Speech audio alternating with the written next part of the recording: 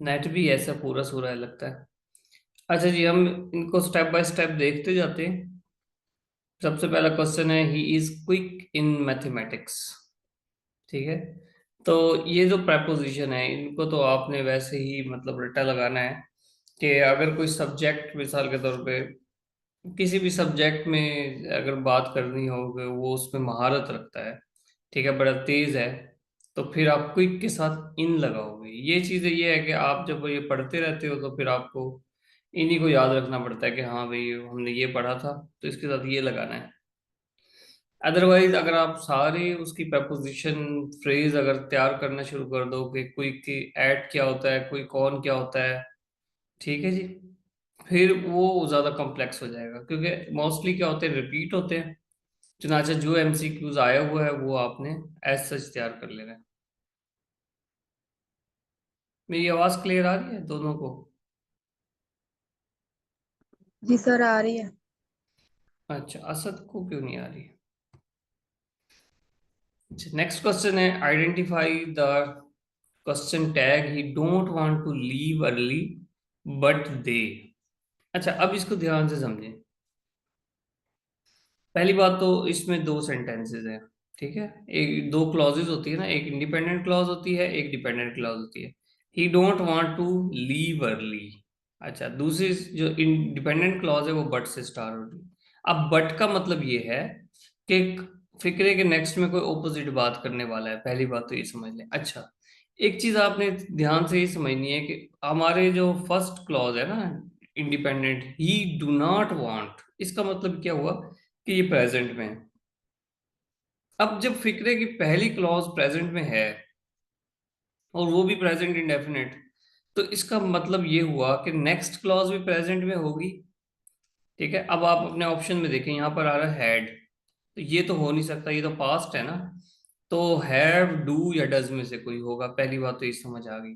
तो he do not want to leave early, तो यहाँ पर क्या है, बट दे। अब दे के साथ दस तो नहीं आता ना, ऐसी है, इसका इजाफा तो सिंगुलर के साथ होता है, तो दस भी नहीं आएगा। इस तरह से आपने जो ऑप्शन है ना उनको स्किप करते जाना है जो इररेलेवेंट हो। अब बात रहेगी डू की या हैव की। अब इसको समझिए, he do not want to leave, अब मतलब क्या हुआ, प्रेजेंट इंडेफिनिट है, प्रेजेंट इंडेफिनिट रेगुलरिटी को, रूटीन को शो करता है। अब फिक्रे के एक हिस्से में तो ठीक है, वो रूटीन की बात कर रहा है, he do not want to leave, वो नहीं जाना चाहते, ठीक है, जिस तरह वे स्कूल नहीं जाना चाहते, बट दे हैव, इसका तो इसमें तो कोई लॉजिक नहीं हुई। जब फर्स्ट फिक्रे में रूटीन है तो दूसरे फिक्रे में भी तो रूटीन होनी चाहिए ना। चुनाचा इसका जो डू ऑप्शन है ना ये राइट है। क्लियर होगी मेरी बात? नेक्स्ट करते हैं, correct the sentence according to punctuation. अच्छा, punctuation, don't, don't you get this, सवाल है जी। अच्छा, इसमें अब सवाल है तो सबसे पहली बात तो सवाल या निशान आएगा। डोंट यू गेट दिस, आपको पता लग रहा होगा भाई ये सवाल सवाल है, डोंट यू गेट दिस। सबसे पहले इसमें देखें, ये तो पता लग गया ना आपको सवाल है, पहला तो ये देख ले। दूसरा ये देखेंगे भाई, चलो इसको कैपिटलाइज भी करना है, कैपिटलाइज सब में हुआ हुआ है। अच्छा, डोंट के, डोंट को जब भी हम लिखते हैं अपोस्ट्रोफी आती है ना, एन के बाद अपोस्ट्रोफी आएगी ना ऐसे, ये वाली। तो फिक्रे में देखें, ये जो ऑप्शंस में देखें, कोई ऐसा है ऑप्शन जिसमें जहां पर apostrophe नहीं लगाई हुई, यहाँ पर नहीं लगाई हुई, इसको क्रॉस कर दें। ठीक है, सबसे पहले इनको क्रॉस कर दें, यहाँ पर इसमें भी apostrophe नहीं है, इसको भी क्रॉस कर दें। जो चीज इजी है वो तो आपने फर्स्ट पहले देख लेनी ना, अब दोनों में apostrophe है। अब नेक्स्ट देखें, ये तो ठीक हो गया, apostrophe देख ली। अब डोंट यू गेट दिस, यहां पर देखें, गेट क्या है, वर्ब है, और यू क्या है, इसका सब्जेक्ट है। तो सब्जेक्ट और वर्ब के दरमियान कभी कॉमा आ सकता है? नहीं आ सकता, इसने लगा दिया है डोंट गेट। अच्छा, यू, इसने यू भी उड़ा दिया है, तो ये भी नहीं हो सकता, तो डी इसका बड़ा सीधा साधा सा आंसर है। क्लियर है बात? अच्छा, आप लोगों ने बोलना भी है कोई, चले गए हो दोनों? चले। वो जिस तरह रात के वक्त अगर कोई नहीं ड्राइवर सर। गाड़ी चला रहा हो ना, तो म्यूजिक वगैरह लगा के बैठता है कि भाई नींद ना आ जाए मुझे। तो ये आप लोग जो है ना कंडक्टर हो, साथ साथ कोई हाँ हूँ करते रहे, कोई सवाल पूछते रहे साथ साथ, ठीक है। अगर नींद आ रही हो तो सो जाएं फिर जाके कुछ। असद। नहीं सर, सुन रहे हैं सर, आपको सुन रहे हैं। हाँ सुन रहे हैं, चलो। अच्छा, नेक्स्ट क्वेश्चन है, if she had worked hard. यहाँ इफ आ गया, यहाँ हैड आ गया, तो ये तो आपको बात पता लगी कि कंडीशनल है।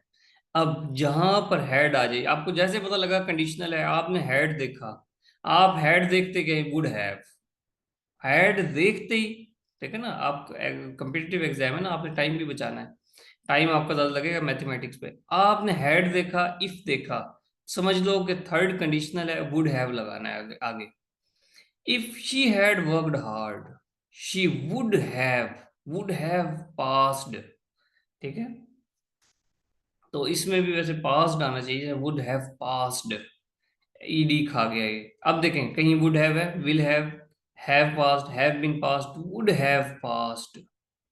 कितना आसान है। अच्छा, कंडीशनल को आपने ना नोट्स वगैरह बनाने हैं, कुछ ना ये रजिस्टर पे लिखते रहना, कि जितने भी दो 22-23 के मैं डिस्कस करूंगा ना, तो आपने कुछ ना कुछ लिख लेना है। इफत भी आई है जी। अच्छा, कंडीशनल में देखो, first conditional, zero conditional, first conditional, second conditional और थर्ड कंडीशनल। इसको थोड़ा सा मैं ब्रीफली बता देता हूँ। जीरो कंडीशनल क्या होता है? जीरो कंडीशनल एक नेचुरल फिनोमेना को जाहिर करता है, कॉज एंड इफेक्ट को। एक चीज होती है तो दूसरी लाजमी होती है, नेचुरल फिनोमेना है। बॉल को ऊपर फेंकेंगे तो नीचे ही आएगी ना, ठीक है।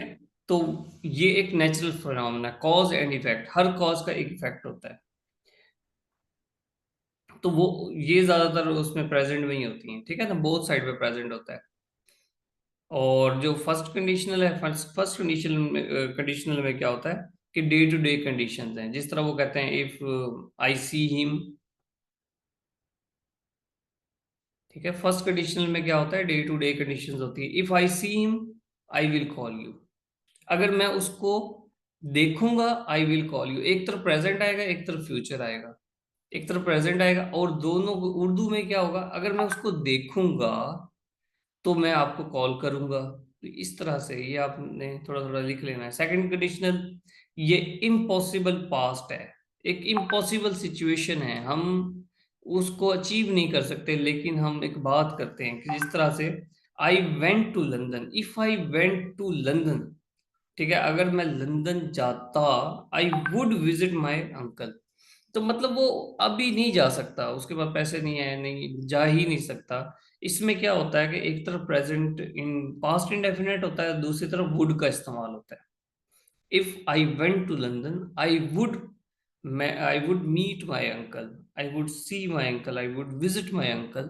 तो ये इस तरह का विशफुल, एक विशफुल थॉट है, एक विशफुल थिंग है, अगर ऐसा होता तो ऐसा होता। तो हम बात कर रहे थे थर्ड कंडीशनल की। अगर आपने देख लिया कि इफ है, फिर आपने देख लिया हैड है, तो आप फौरन से कहेंगे वुड हैव, बस। और यहाँ तो थर्ड फॉर्म आएगी, लेकिन इन्होंने ये फर्स्ट लगाई हुई। अच्छा, नेक्स्ट क्वेश्चन है जी, Muslims stoop down to accept before Allah. तो ये प्रपोजिशन है, ये आपने रट्टा लगाना है इसको, कि भाई झुकने के साथ, जब झुकने की बात आती है ना, स्टूप डाउन टू, ठीक है, stoop down to accept before Allah, इसकी कोई खास एक्सप्लेनेशन नहीं है, आपने याद रखना है। झुकने, स्टूप डाउन के साथ फिर टू आता है, पैसिव वॉइस पे आ जाए। चेंज द वॉइस, पहली बात, सबसे जैसे आपने सेंटेंस पढ़ना है ना, सबसे पहले ये डिटेक्ट करना है कि यार ये एक्टिव है कि पैसिव है। किस तरह पता लगता है? अग कोई भी, वैसे रूल्स वगैरह शायद एक मेरी वीडियो भी पड़ी है, वो देख लीजिएगा आप, उसमें है रूल। पहली बात तो कि जो होता है ना पैसिव वॉइस, उसमें बाय का इस्तेमाल होता है, ठीक है। तो ये पहला इंडिकेटर है। दूसरा, उसमें वाज, वर, इज, इस तरह का यूज होता है, हैड बीन का। और थर्ड फॉर्म आती है। लेकिन अब देखें, पीपल इलेक्टेड, कौन सा टेंस है, कौन बताएगा? हाँ जी, फाइजा,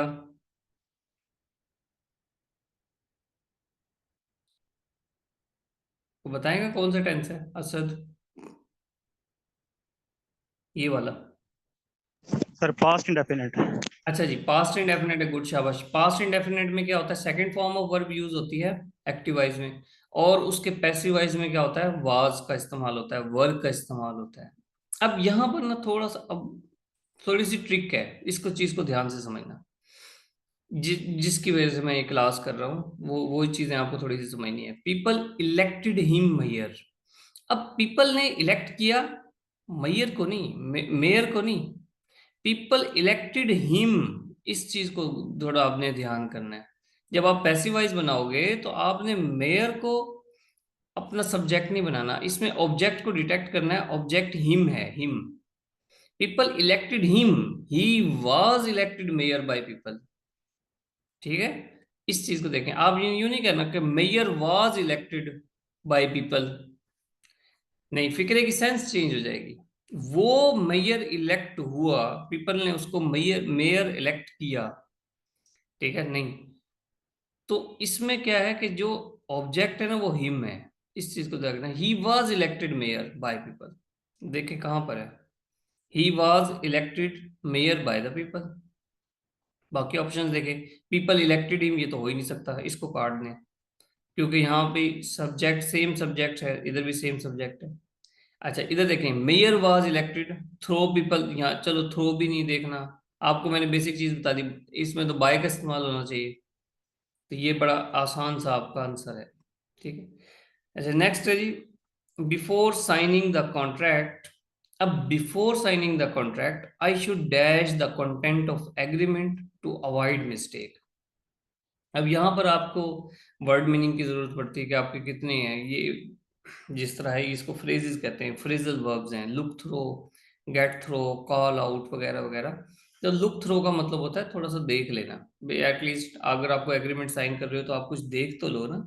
गेट ओवर का मतलब क्या होता है कि जिस तरह कोई बंदा बीमार है, सेहत याब हो जाए, ठीक है। या इसका एक मतलब कम्युनिकेट करना भी होता है, कॉल आउट, किसी बंदे को बात बताने के लिए बुलाना, इस तरह। तो लुक थ्रो मतलब सरसरी देखना। तो ये जो भी पास पेपर में इस तरह के फ्रेजल वर्ब्स वगैरह हैं, सिनोनिम एंटोनिम है, इनको आप रटना है सबसे पहले। नेक्स्ट है जी, change the voice. Tickets had been bought by us before 1 PM। जी, कौन बताएगा, एक्टिव वॉइस है पैसिव वॉइस है? इफ़त आप बताओ।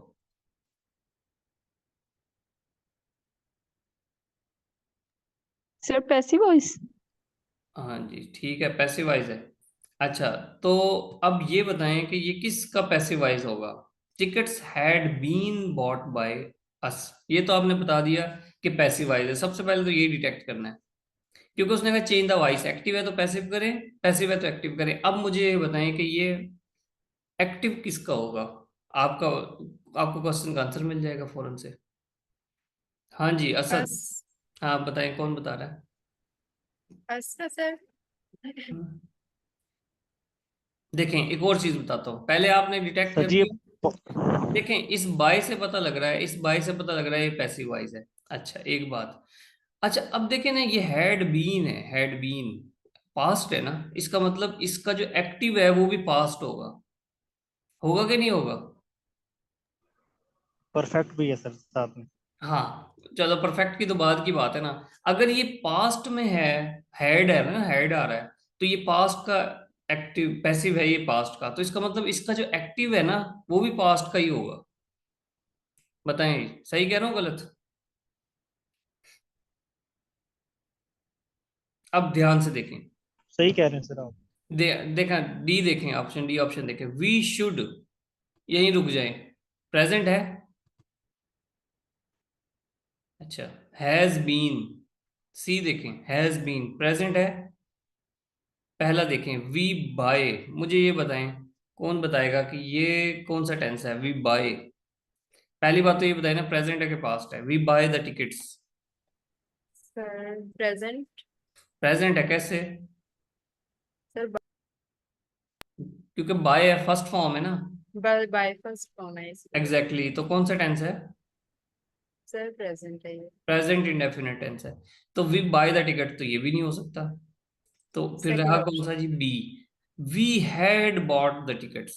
जहां हैड बीन आ जाए तो उसका एक्टिव क्या होगा, they had bought the tickets, और हैड आ जाए तो उसका पैसिवाइज क्या होगा, हैड बीन आ जाएगा। ये छोटे छोटे से फार्मूले हैं, तो बड़ा आसान हो गया ये करना आपके लिए। Out of the blue idiom है, आउट ऑफ द ब्लू, यानी कि कोई चीज अनएक्सपेक्टेड आ गई। जिस तरह वो देखे ना, ऐसा होता है जिस तरह आंधी है, आंधी में आप छत पे खड़े हो, अचानक से एक कहीं से कोई प्लास्टिक का टुकड़ा उड़ता हुआ आता है और आप से फौरन टकरा जाता है। ठीक है, आउट ऑफ द ब्लू का मतलब है आसमानी आफत, वो अचानक ही आती है ना, अनएक्सपेक्टेड, खुद ब खुद कोई चीज आ गई। तो ब्लू जो है ये आसमान की तरफ इंडिकेटर है इसकी एटिमोलॉजी में। आउट ऑफ द ब्लू कुछ अजीब होना, अचानक होना, पत अंदाजा ना लग रहा हो कि भाई ऐसा भी हो सकता है, out of the blue. Clear है, आसमानी आफत।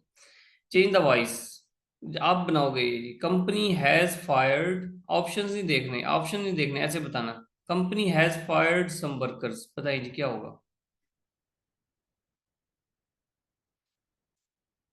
हैज है, एक ही फार्मूला है मेरे पास, तो हैज है तो हैज बीन लगा दो। अ, अच्छा, मतलब हैज बीन या हैव बीन आएगा ना, सम वर्कर्स हैं। ठीक है, तो अब ये बात तो कंफर्म होगी ना कि बीन वाला आएगा सेंटेंस। क्लियर है मेरी बात, हैज बीन या हैव बीन इनमें से आएगा, वॉइस अगर चेंज करोगे। देखिए फिक्र में कहाँ पर है, वाज बीन है, बी ऑप्शन। अच्छा ज्यादा भी हो सकते हैं, देखिए हैव बीन है, हैड बीन है, तो ये हैड बीन और वाज बीन तो हो नहीं सकता। प्रेजेंट है तो प्रेजेंट में रहेगा, ये वाज है ये हैड है, दोनों पास्ट हैं तो हैव बीन वाला। लेकिन अब इसको फाइनल नहीं कर सकते हम। अब बाकी फैक्टर्स देखते हैं, सम, क्योंकि नन ऑफ दीज भी तो है ना।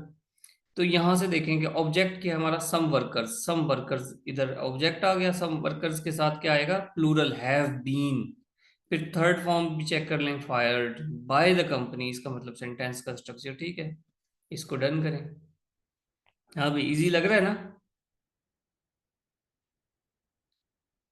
Which of the following part of speech can alone sentence on its own, कौन सा है जी एक पार्ट ऑफ स्पीच जो खुद में एक फिक्रा हो, इंटरजेक्शन, कंजंक्शन, एडजेक्टिव, एडवर्ब्स। तो इसमें ये जो है ना इंटरजेक्शन, ये खुद से अलोन स्टैंड कर सकता है। इंटरजेक्शन ये क्या होता है, इस तरह अगर आपको कोई चोट लगती है तो आप कहते हो, क्या कहते हो वैसे, हुई माँ या उप्स।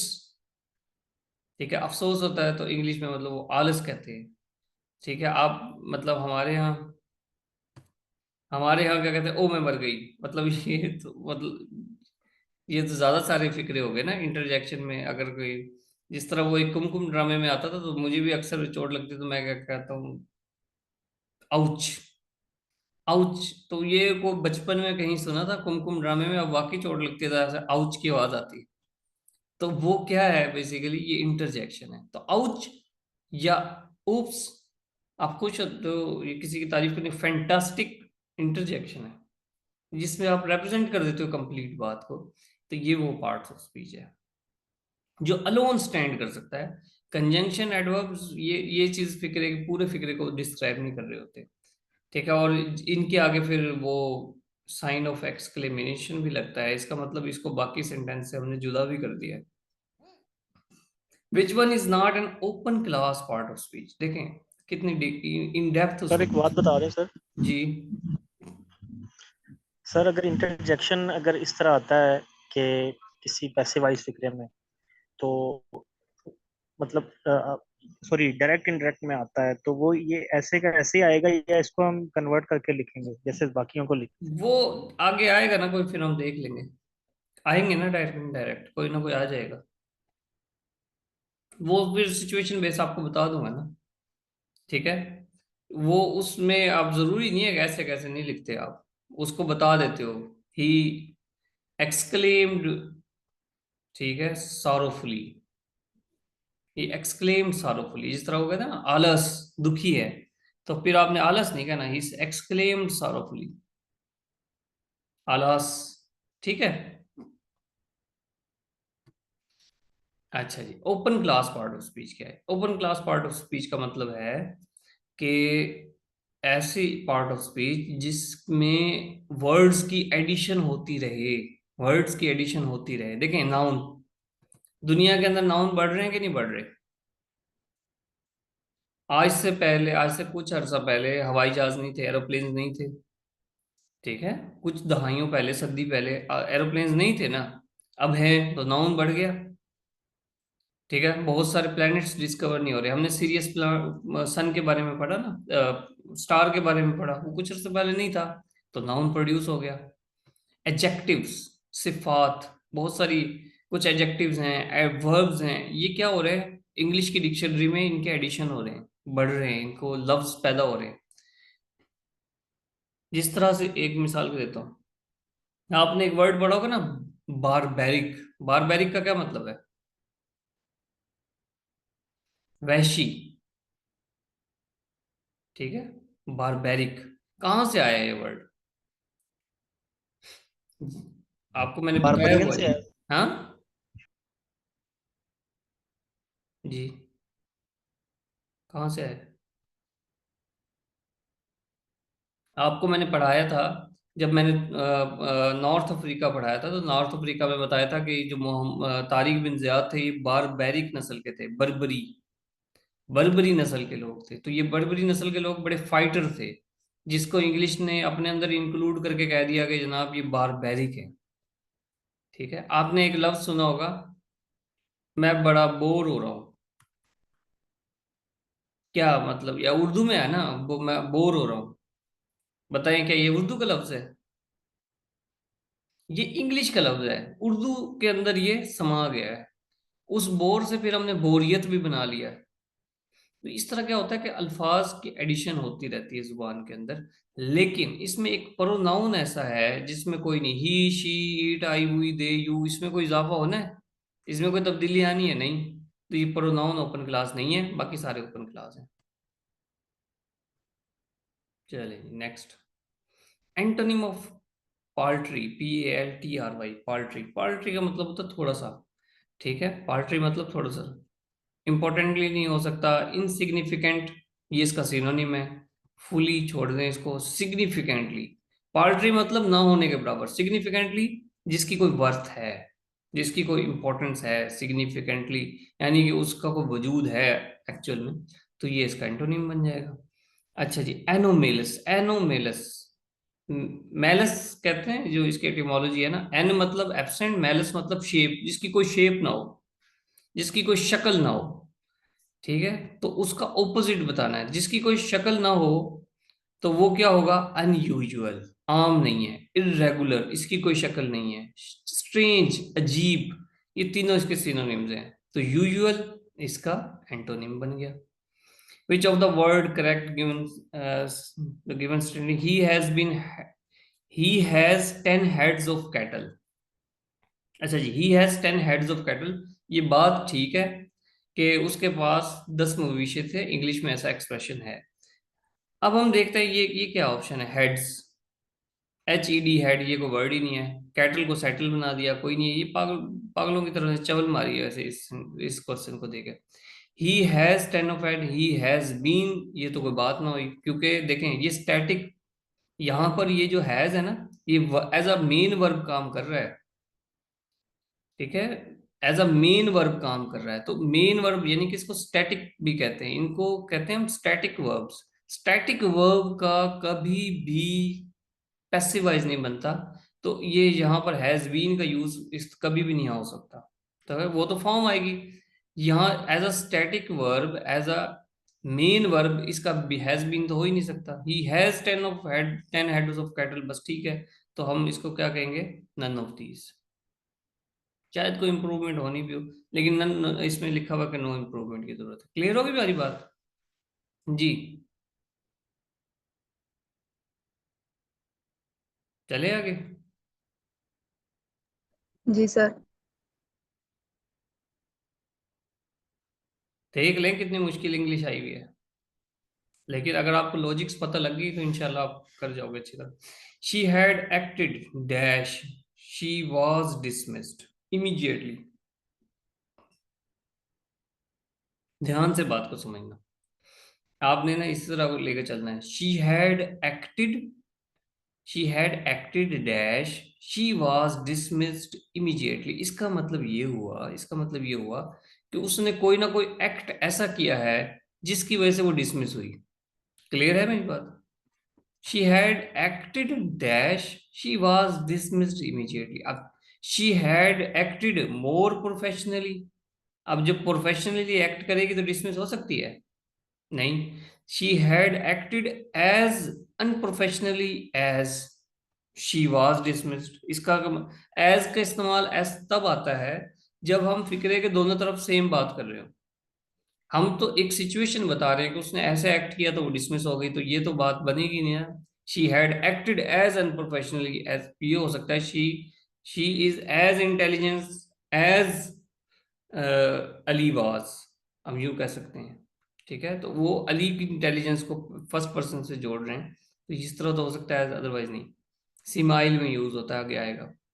She had acted so unprofessionally that, she had acted, उसने इतना अनप्रोफेशनल एक्ट किया, दैट के उस शी वाज डिसमिस्ड इमीडिएटली, कि उसको डिसमिस कर दिया गया।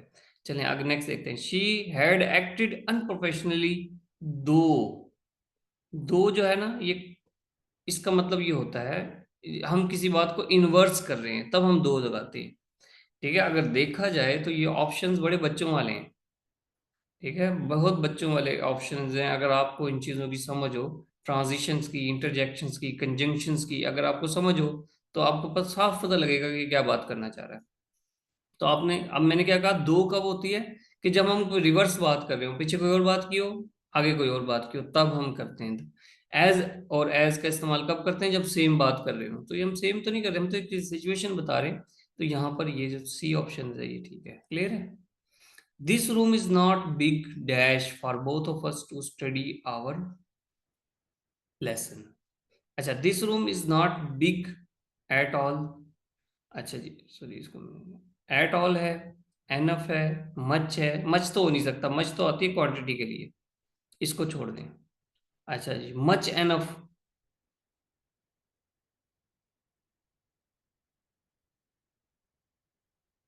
अच्छा, मच एनफ ये भी नहीं हो सकता। जब मच ही नहीं हो सकता तो मच एनफ क्या है? तो इन दोनों में से है, एनफ या एट ऑल में से।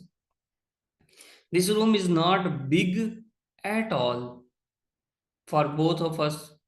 This room is not big enough, जहां भी अगर किसी स्पेस की, जगह की, जहां पर हम बात कर रहे हो कि यार ये एनफ है, ये काफी है कि नहीं है, तो वहां पर एनफ आएगा, एट ऑल नहीं आ सकता। ठीक है, ये इसको मतलब ये शायद, अब ये सेंस बेस्ड है, आपको शायद समझ आ रही हो बात की, एनफ की। ठीक है, एनफ कहीं बहुत सारी जगहों पर यूज होता है। अच्छा, नेक्स्ट है, the referee called dash the game. अच्छा, आपको ये मोबाइल की स्क्रीन में आपने ओपन किया होगा, ये नजर आ रहे हैं वैसे जो मैंने ओपन की हुई स्लाइड, पीडीएफ है ये? सर सर हम्म। मैंने लैपटॉप पे किया लेकिन जूम किया हुआ है, मैंने तो जूम किया हुआ है, वैसे नजर नहीं आता। हाँ, जूम क्योंकि पे भी सही क्लियर तो नहीं है लेकिन समझ आ रही है सर, बस। वैसे पढ़ा जा रहा है। पढ़ा जा रहा है, चलो फिर ठीक है। अच्छा जी, द रेफरी, यही है ना, the referee called dash the game because of weather. अच्छा, पहली बात तो सर मुझे ये एक, ये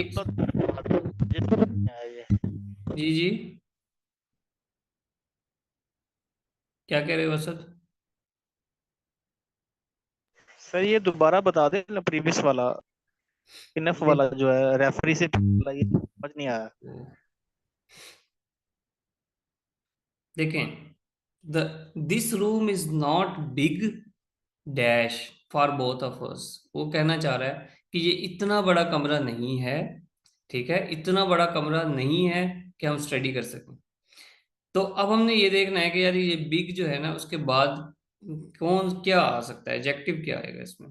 तो हम क्या कहते हैं, हमने ऑप्शंस देखने हैं सब। मच तो नहीं आ सकता, मच आता है क्वांटिटी के लिए, हम ऑप्शंस को रेज कर रहे हैं ना, कि हमने देखना है कि ये ऑप्शन भी आ सकता है, ये नहीं आ सकता। मच नहीं आ सकता, मच क्वांटिटी के लिए हो सकता है, जिस तरह कोई शुगर की बात कर रहे हैं, इज देयर मच शुगर और नॉट मच शुगर, इस तरह की बात करते हैं। जो क्वांटिटी हो, जिसको काउंटेबल ना हो, तो ठीक है, अब मच एनफ भी नहीं हो सकता, जब मच ही नहीं हो सकता तो मच एनफ भी नहीं होगा। यहां तक बात क्लियर है? दो ऑप्शंस में आप कंफ्यूज हो गए, एट ऑल या एनफ। देखें, एट ऑल का मतलब होता है कि किसी कीमत पर भी नहीं, not at all, not at all किसी कीमत पे भी नहीं। तो इसका ये जो एट ऑल है ना, उसके लिए हम इस्तेमाल करते हैं कि किसी कीमत पे भी नहीं। तो जब जगह की बात आएगी तो एनफ की बात आएगी, देयर इज, ठीक है, the room is not big enough, इतना बड़ा कमरा नहीं था, इतना बड़ा कमरा नहीं है, the room is not big enough, इतना बड़ा नहीं है फॉर बोथ ऑफ अस। ये बात है बस, क्लियर है बात?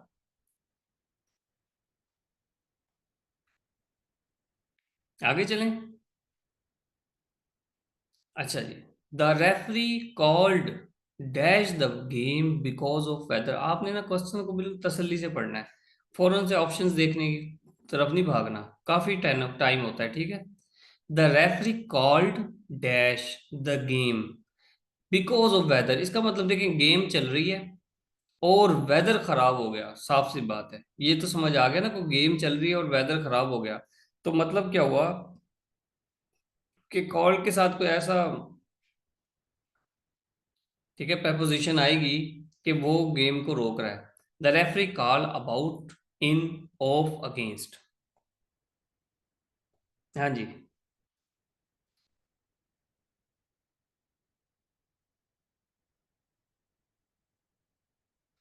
तो क्या आंसर आना चाहिए सर इसका? ऑफ। हाँ, ऑफ ऑफ ही सर। आएगा ना, देखें ऑफ ही आएगा ना।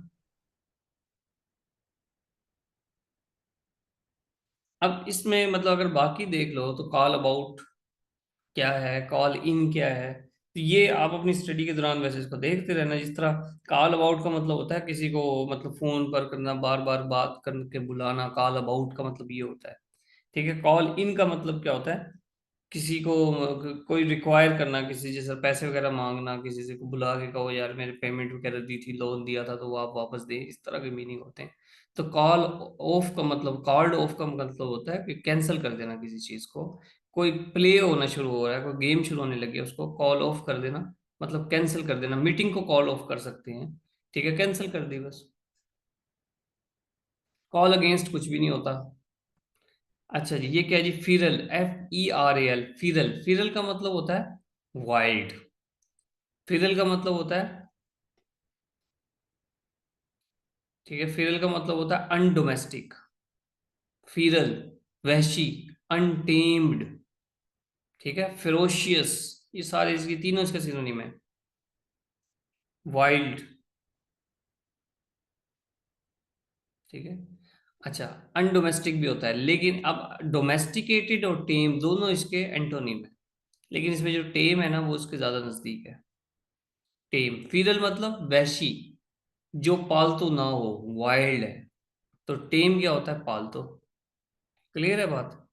डोमेस्टिक तो और भी होते हैं ना, अगर जो भी शहर में फिर रहे होते हैं मिसाल के तौर पे, वो डोमेस्टिक होते हैं जानवर।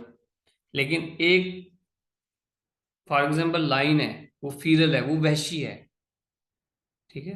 तो अगर उसको जब चिड़ियाघर में ट्रेंड किया जाता है तो वो टेम हो जाता है। तो इसका टेम एंटोनिम बनेगा। एनालॉगी, बहुत सारे स्टूडेंट कहते हैं एनालॉगी क्या है जी, समझ नहीं आती, हालांकि ये तो आनी चाहिए आपको। एनालॉगी जी, मिल्क बेवरेज। हाँ भाई असद, ये आपने सॉल्व करना है। मिल्क बेवरेज, बेवरेज कहते हैं मशरूबात को, और मिल्क, तो इसका मतलब क्या हुआ कि मिल्क बेवरेज की एक किस्म है, मशरूबात की एक किस्म है।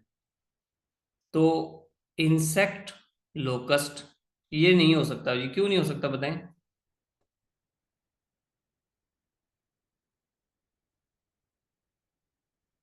बोले भाई। सर क्योंकि इंसेक्ट्स जो है ना वो रातों को सर ये बोलते हैं, और ये जो लोकस्ट हैं ये वो जो टिड्डी दल है उसको बोलते हैं, इनमें डिफरेंस है। इसमें डिफरेंस सिर्फ ये है कि ये आपस में मिसप्लेस हैं, अगर लोकस्ट आ जाए पहले और बाद में इंसेक्ट आए तो ये ठीक है,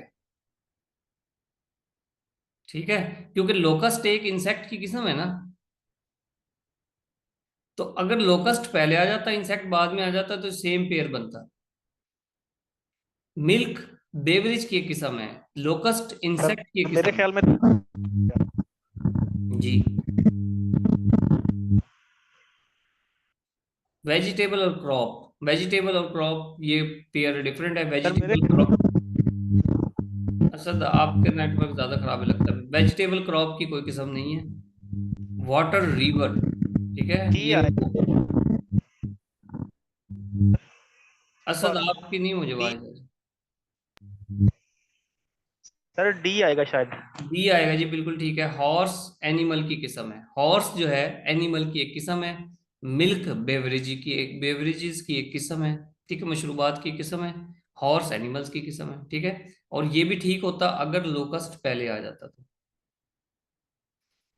change the voice. The building was constructed, was है, ठीक है, विद इन अ मंथ, तो फिर क्या आएगा? पास्ट ही आएगा ना। तो देखिए इसमें पास्ट कौन कौन से। They the building was constructed within a month. तो पहली बात तो ये डिटेक्ट करें ना कि ये, हाँ जी, ये पैसिवाइज है कि एक्टिवाइज है, पहले मुझे ये बताए ना। ऑप्शंस नहीं देखने आपने, ये बताना है पैसिवाइज है कि एक्टिवाइज है।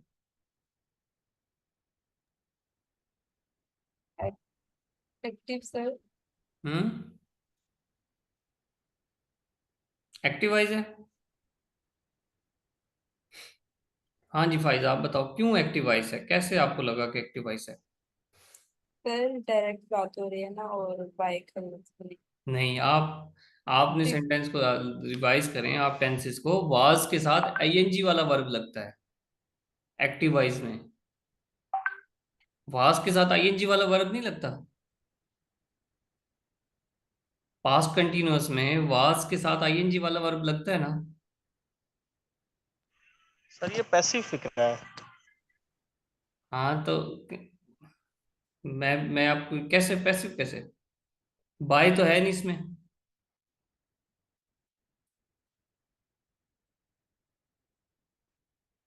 अगर हिम्मत है तो सर भाई आप, हिम्मत है तो आप रिकनेक्ट कर लेना दोबारा, ठीक है। मैंने रिकॉर्ड करके आपको शेयर करना है। मैं जाग रहा हूँ 2 बजे तक।